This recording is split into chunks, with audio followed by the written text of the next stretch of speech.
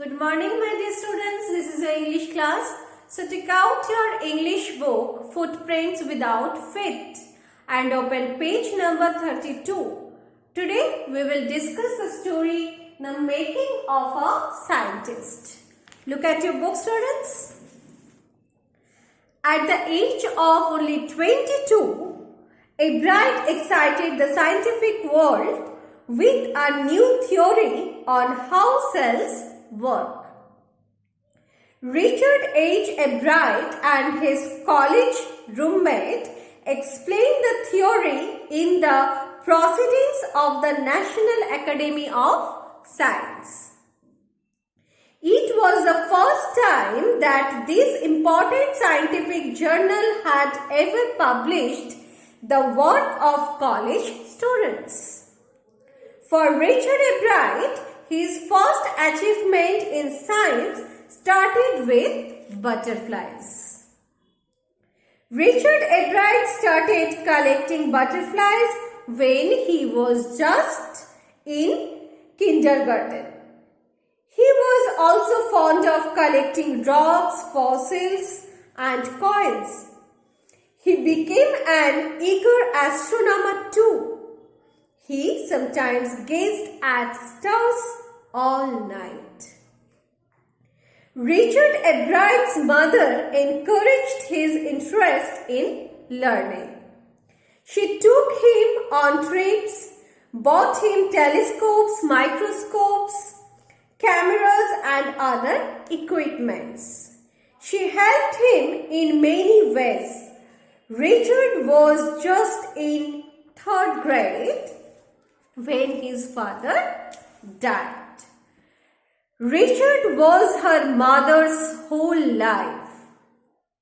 They spent almost every evening at the dining table.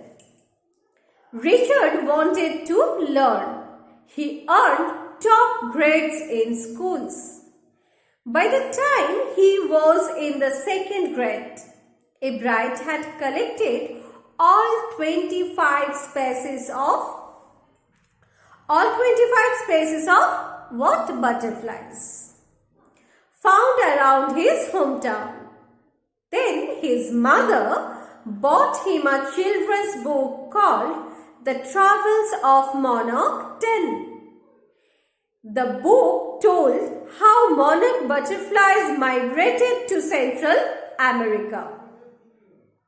It opened the world of science to the eager collector.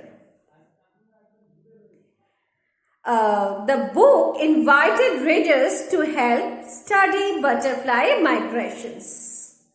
Readers were asked to tag butterflies for research by Dr. Frederick R. Urquhart of the University of Toronto, Canada.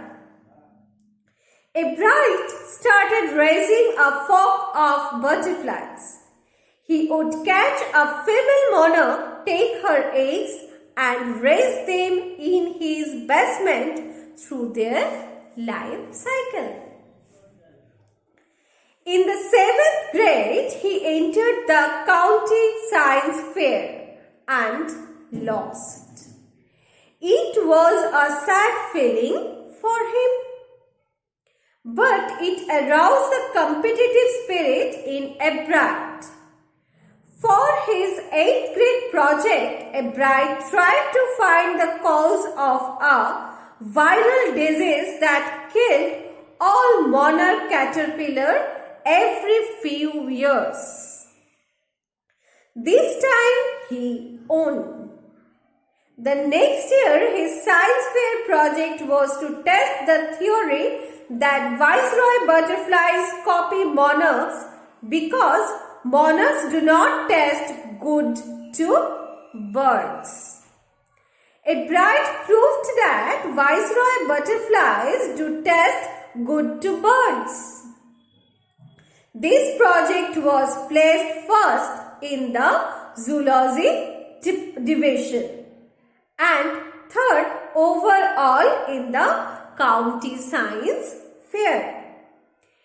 In his second year in high school, Ebright showed that the gold spots on a monarch pupa produced a hormone necessary for the butterfly's full development. This project earned him first place in the county fair and an entry into the International Science and Engineering Fair. Ebright got the idea for his new theory about cell life. He found out that the cell can read the blueprint of its DNA. DNA is a substance in the nucleus of a cell that controls heredity. Thus, DNA is the blueprint of life. Richard Ebright had time for other interests too. He became a champion debater and public speaker.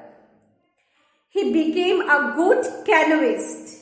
He also became an expert photographer, particularly of what? Particularly of nature and scientific exhibits. He praised his social studies teacher, Mr. Wilherer. He had opened Ebright's mind to new ideas. Richard Ebright was competitive, but not in a bad sense. He was not interested in winning for winning's sake or winning to get a prize. He wanted to be the best in his field. The making of a good scientist was present in Ebright's character. He had a first-rate mind. He had curiosity. He had the will to win for the right reasons. The book, The Travels of Monarch Tin, opened the world of science to him. That means to Ebright. He had never lost his scientific curiosity. Okay, students, we finished this chapter. Thank you. Bye.